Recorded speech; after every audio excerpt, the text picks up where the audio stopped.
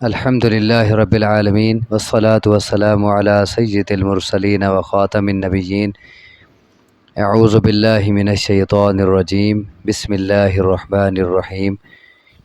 سورۃ بنی اسرائیل آیت نمبر 70 سے وَلَقَدْ كَرَّمْنَا بَنِي آدَمَ، اور البتہ تحقیق ہم نے عزت بخشی اولاد آدم کو، وَحَمَلْنَاهُمْ فِي الْبَرِّ وَالْبَحْرِ، اور ہم نے سوار کیا انہیں خشکی میں اور سمندر میں، وَرَزَقْنَاهُمْ مِنَ الطَّيِّبَاتِ، اور ہم نے رزق دیا انہیں عمدہ چیزوں میں سے۔ اس آیت مبارکہ میں اللہ تبارک و تعالی نے انسان کی اس فوقیت کا تذکرہ کیا ہے جو باقی مخلوقات پر اللہ نے انسان کو عطا کی ہے۔ فرمایا وَلَقَدْ كَرَّمْنَا بَنِي آدَمَ، ہم نے اولاد آدم کو عزت بخشی، یعنی باقی مخلوقات پر اسے اشرف المخلوقات بنایا اور اسے اعزاز دیا۔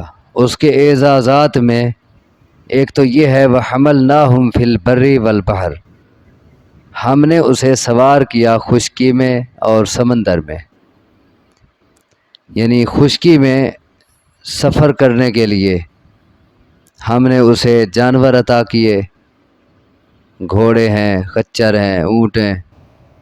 اسی طرح آج کل کی جو جدید ایجادات ہیں اس میں یہ گاڑیاں، ریلیں اور فضاؤں میں اڑنے کے لیے ہوائی جہاز اور باقی جو ذرائع آمد و رفت ہوتے ہیں۔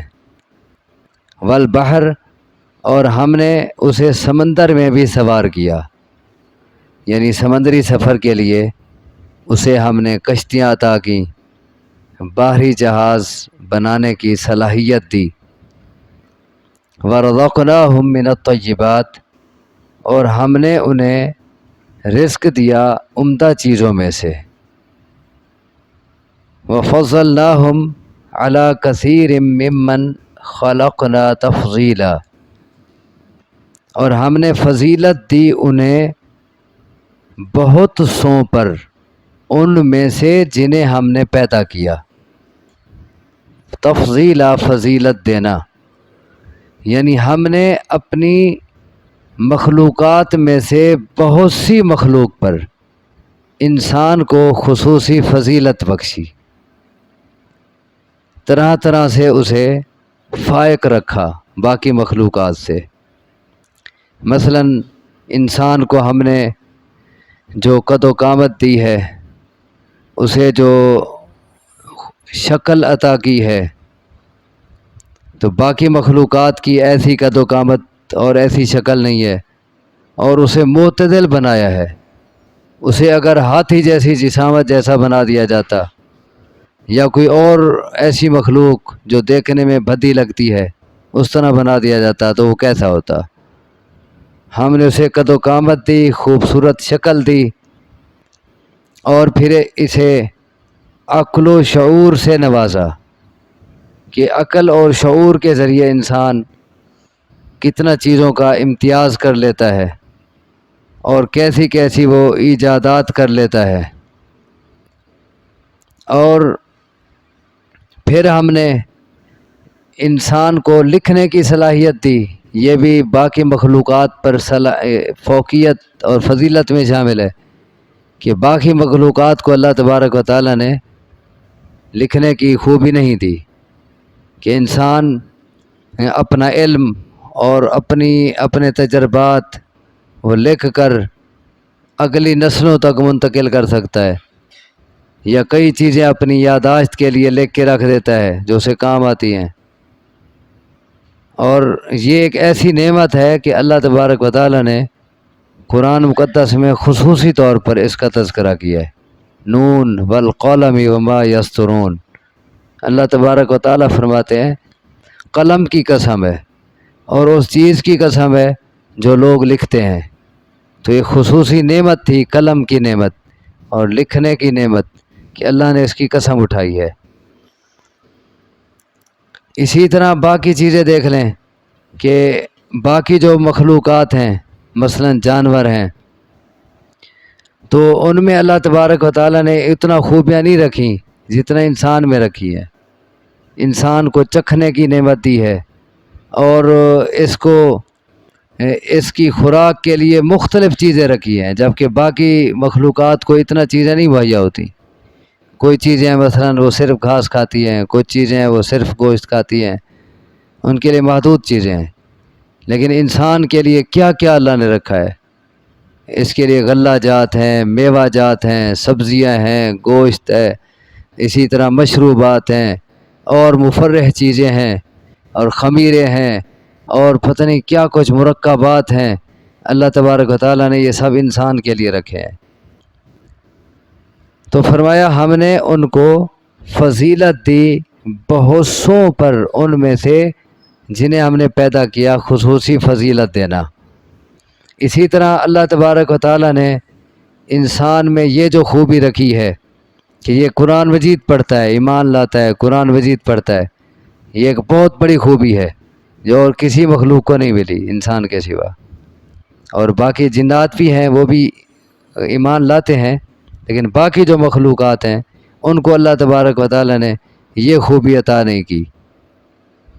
یوم ندعو کل اناس بامامہم، اس دن کو یاد کرو جس دن ہم پکاریں گے تمام لوگوں کو ان کے امام کے ساتھ، لوگوں کو ہم ان کے امام کے ساتھ پکاریں گے۔ امام کے حوالے سے، امام سے کیا مراد ہے؟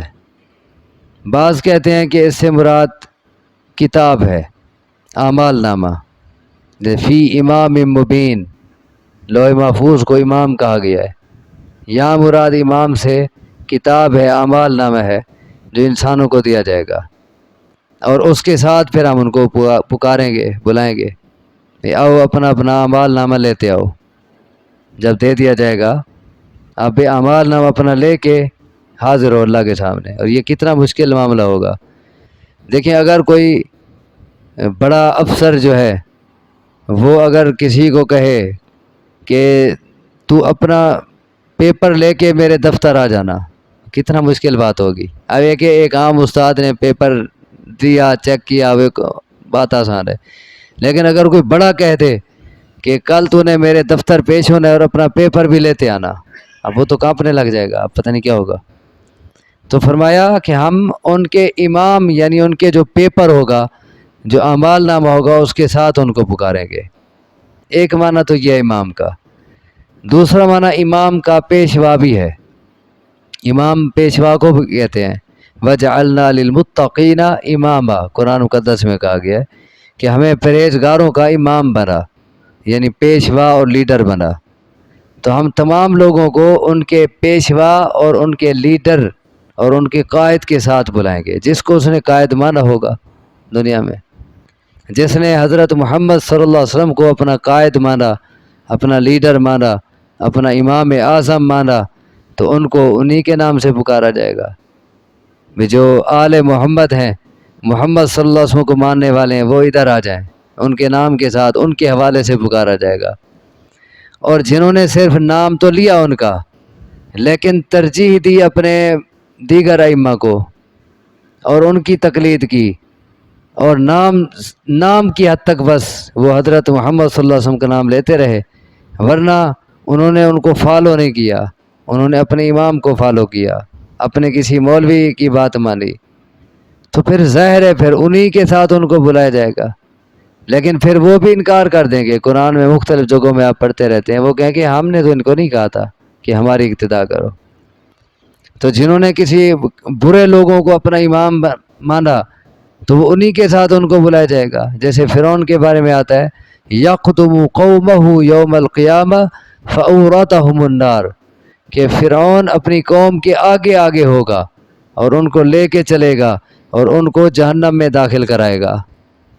تو پھر جس نے جس کو امام مانا، یعنی جس کی پیروی کی، جس کے پیچھے لگا، اس کو اسی کے ساتھ پکارا جائے گا، اور حضرت محمد صلی اللہ علیہ وسلم کے ساتھ ان کو پکارا جائے گا جنہوں نے واقعتاً ان کی پیروی کی، ان کو واقعتاً امام اور پیشوا سمجھا اور ان کی پیروی کی، ان کی سنت پہ چلے، جیسا کہ حدیث میں آتا ہے، آپ فرماتے ہیں کہ من احب سنتی فقط احبنی ومن احبنی کان معی فی الجنہ، جس نے میری سنت کی پیروی کی، جس نے میری سنت سے محبت کی، در حقیقت اسی نے مجھ سے محبت کی، اور جس نے مجھ سے محبت کی وہ میرے ساتھ جنت میں ہوگا۔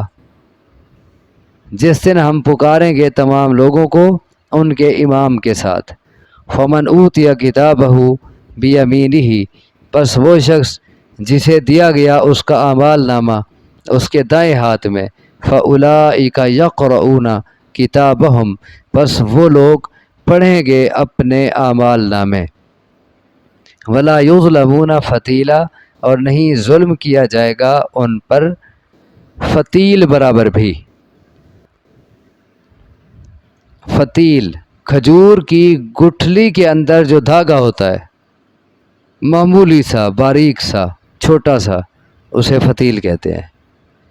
تو ان پر کھجور کی گٹھلی کے دھاگے جتنا بھی ظلم نہیں ہوگا، یعنی کسی کا اتنا معمولی سا حق بھی وہاں نہیں مارا جائے گا، پورا پورا صلہ ملے گا نیکیوں کا، اچھائیوں کا، اور جو برائیاں ہوں گی، گناہ ہوں گے، ان کی سزا اتنا ہوگی جتنا گناہ ہے، اس سے زیادہ نہیں ہوگی، معافی ہو سکتی ہے لیکن زیادہ نہیں ہوگی۔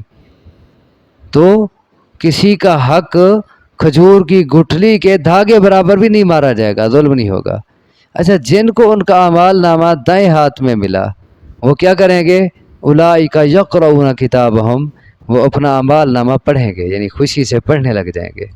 ہوتا ہے نا کہ انسان نے جب کوئی اچھی چیز لکھی ہو، کوئی کارنامہ سر انجام دیا ہو، پھر وہ زندگی میں بار بار اسے پڑھتا ہے کہ میں نے یہ کیسے لکھا تھا، کتنا خوبصورت انداز میں لکھا ہوا ہے، تو وہ حیران بھی ہوتا ہے کہ یہ میں نے لکھا ہے، بار بار اسے خوش ہو کے پڑھتا ہے، اور پھر اوروں کو بھی پڑھاتا ہے۔ اور یہاں بھی ایسے ہوگا، ہا اقرؤوا کتابیہ، جن کو اعمال نامہ دائیں ہاتھ میں ملے گا وہ کہیں گے آؤ میرا اعمال نامہ پڑھو، میری یہ ہسٹری دیکھو، میری زندگی کی تاریخ دیکھو، آؤ پڑھو، کیسے یہ میرا رزلٹ کارڈ ہے، کیسے میری پوزیشن آئی ہے۔ تو وہ دوسروں کو پڑھائیں گے اور خود بھی وہ خوشی سے پڑھیں گے۔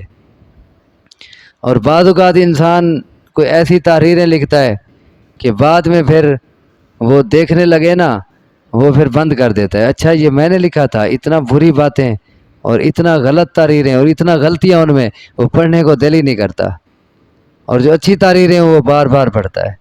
اسی لیے کہا جن کو اعمال نامہ دائیں ہاتھ میں ملے گا وہ اپنا اعمال نامہ پڑھیں گے، اور آیت کی روح سے وہ دوسروں کو بھی پڑھائیں گے۔ اب دیکھیں، ہر شخص یہاں سوچے ذرا کہ ہر شخص کو اس کے اعمال نامے کے ساتھ بلایا جائے گا کہ اپنا اعمال نامہ لیتے آؤ۔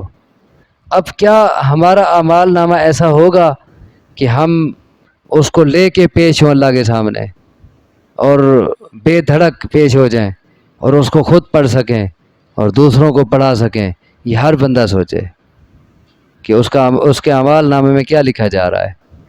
اب مثلاً کسی کو کہا جائے بھی آج پورا دن جو ہے تیری مووی بنے گی، اور تو جو کچھ بھی کرے گا، جو دیکھے گا، جو بولے گا، آج ہم اس کو اپنے ریکارڈ میں لائیں گے، اس کو لکھیں گے، اس کی مووی بنائیں گے اور پھر اس کو سوشل میڈیا پہ دے دیں گے۔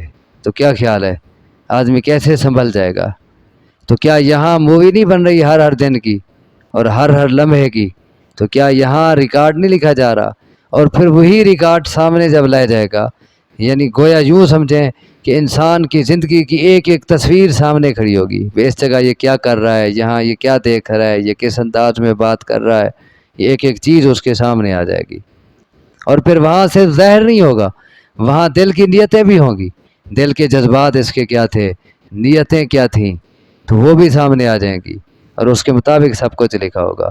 تو اس لیے ہر انسان یہ آج ہی سوچے، اسی لیے تو بتایا جا رہا ہے کہ تمام لوگوں کو ان کے اعمال نامے کے ساتھ بلایا جائے گا، اور جس کو اعمال نامہ دائیں ہاتھ میں ملا وہ خوش ہو کے پڑھیں گے۔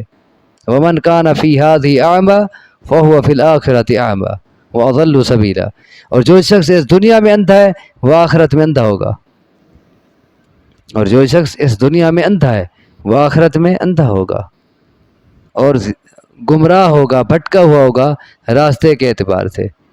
اب اس سے کیا مراد ہے؟ جو دنیا میں اندھا ہے وہ آخرت میں اندھا، یعنی دنیا میں جس کی آنکھیں نہیں ہیں وہ آخرت میں بھی اس کی آنکھیں نہ ہوں، یہ مطلب نہیں ہے اس کا۔ کیونکہ دنیا میں اندھا ہونا یہ تو کوئی اللہ کے یہاں عیب نہیں ہے، یہ تو اللہ جسے چاہے اندھا کر دے، بلکہ اس میں تو حدیث میں آتا ہے، اللہ تبارک و تعالیٰ فرماتے ہیں کہ ہم نے اللہ کہتے ہیں کہ میں نے جس شخص کی دو پیاری چیزیں چھین لیں، یعنی آنکھیں، اور اس نے اس پہ صبر کیا تو میں اس کے بدلے اسے جنت عطا کروں گا۔ تو دنیا میں آنکھوں کا اندھا ہونا یہ اللہ کے ہاں کوئی عیب نہیں ہے، بلکہ آخرت میں تو یہ جنت کا باعث بنے گا۔ اسی لیے یہ نہیں مانا کہ جو ظاہری آنکھوں سے دنیا میں اندھا ہے نہیں دیکھ سکتا، آخرت میں بھی وہ آنکھوں سے اندھا ہو، یہ مطلب نہیں ہے، بلکہ اس سے مراد دل کا اندھا ہونا ہے۔ جو دنیا میں دل کا اندھا ہے، جس کا دل اندھا ہے وہ آخرت میں اندھا ہوگا۔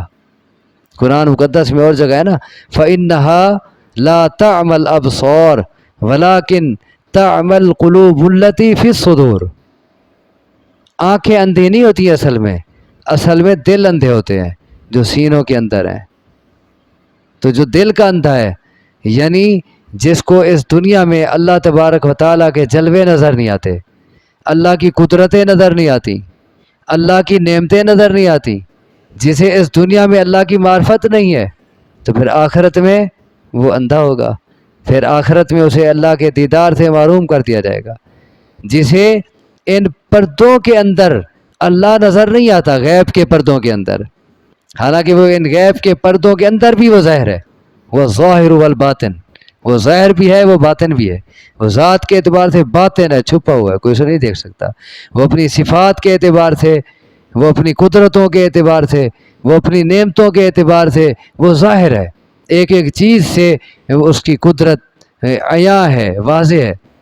لیکن جس کو اس دنیا میں غیب کے پردوں کے اندر اللہ نظر نہیں آتا، تو جب پردے ہٹا دیے جائیں گے قیامت کے دن، تب بھی وہ اللہ کے دیدار سے محروم رہے گا۔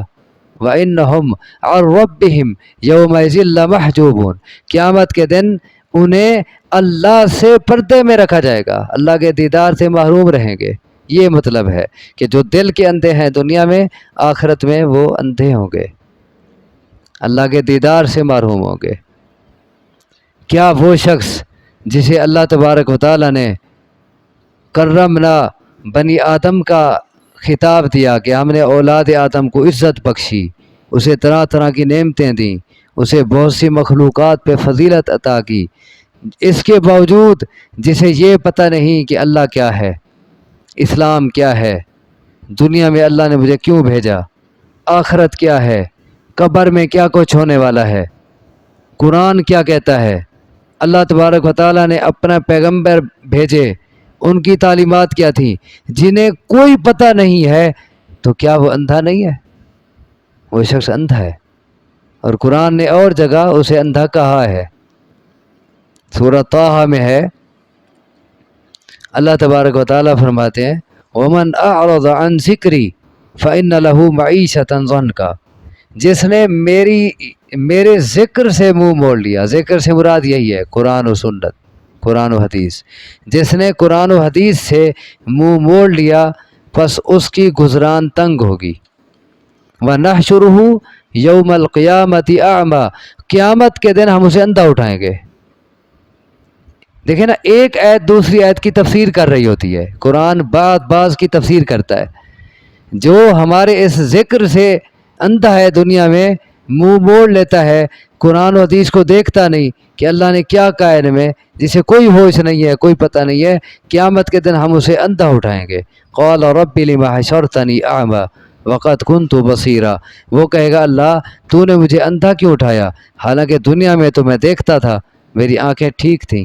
اللہ کہے گا کذالک اتتک آیاتنا فنسیتها وکذالک اليوم تنسیٰ، دنیا میں تیرے پاس ہماری آیات آئی تھیں، تو نے ان کو چھوڑ دیا تھا، ان کی طرف توجہ نہیں دی تھی، انہیں سیکھا نہیں تھا، اسی طرح آج تجھے چھوڑ دیا گیا۔ آج تجھے اندھا کر کے اٹھایا گیا، آج تو ہر چیز دیکھنے سے محروم ہے۔ دوسرے لوگ جو نعمتیں دیکھ رہے ہیں، خوش ہو رہے ہیں، اللہ کا دیدار کر رہے ہیں، آج تو اس سے محروم ہے۔ تو فرمایا ومن کان فی ہذہ اعمی فہو فی الآخرۃ اعمی، جو اس دنیا میں اندھا ہے یعنی دل کا اندھا ہے، وہ آخرت میں اندھا ہوگا۔ واضل سبیلا، اور وہ راستے کے اعتبار سے بھٹکا ہوا ہوگا، وہ وہاں ٹھوکریں کھاتا پھرے گا۔ اللہ تبارک و تعالیٰ سے دعا ہے مجھے آپ کو سمجھنے کی، عمل کی توفیق عطا فرمائے۔ اقول قولی ھذا واستغفر اللہ لی ولکم، وآخر دعوانا ان الحمد للہ رب العالمین۔